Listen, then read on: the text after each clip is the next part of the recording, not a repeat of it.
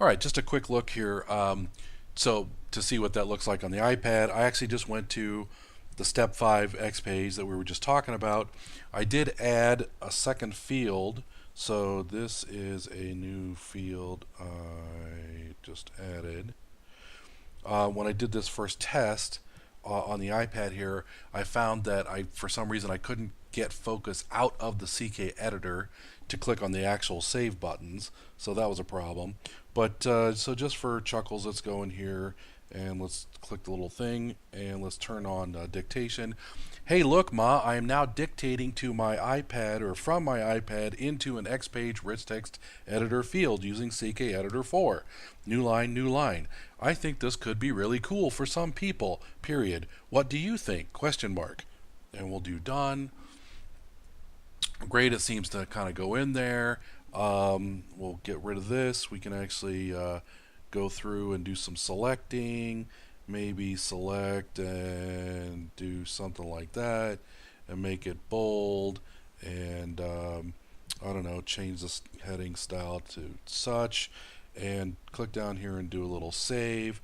Let's open that in read mode. Sure enough, it's got the stuff in there. If I go back in here and open it up into edit mode, it's in there. Now, you already are probably seeing some stuff in here, which is the CKEditor is not perfect.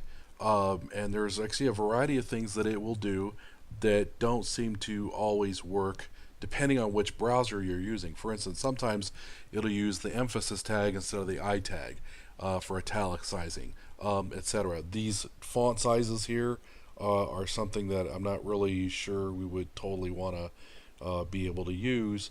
But again, it's not perfect. While I'm on the topic, let me talk to you a little bit about how we implement this.